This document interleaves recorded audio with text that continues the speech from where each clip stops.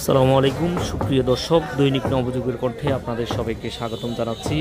সঙ্গে যুক্ত রয়েছি আমি মোহাম্মদ শাহ আলম। দর্শক, আপনারা দেখতে পাচ্ছেন রামগঞ্জ পৌর শহরের জিয়া শপিং কমপ্লেক্স মার্কেটের অবৈধ যে সকল স্থাপনা গড়ে উঠেছিল এগুলি কিন্তু এখন ছাত্র জনতার উদ্যোগে ভাঙচুরের কার্যক্রম চলছে।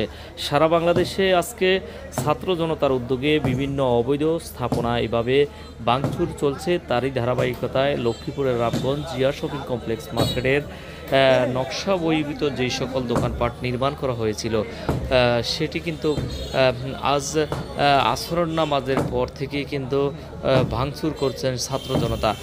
তারা বলছেন যে এইভাবে যত অবৈধ স্থাপনা গড়ে উঠেছে বিভিন্ন জায়গাতে এটি কিন্তু তারা এইভাবে ভাঙচুর এবং উচ্ছেদ চলমান রাখবেন বলে আমাদেরকে জানিয়েছেন। এবং এছাড়াও উত্তর পাশেও যে সকল স্থাপনা রয়েছে এটিও কিন্তু ভাঙচুর করা হবে আমাদেরকে জানিয়েছেন তারা।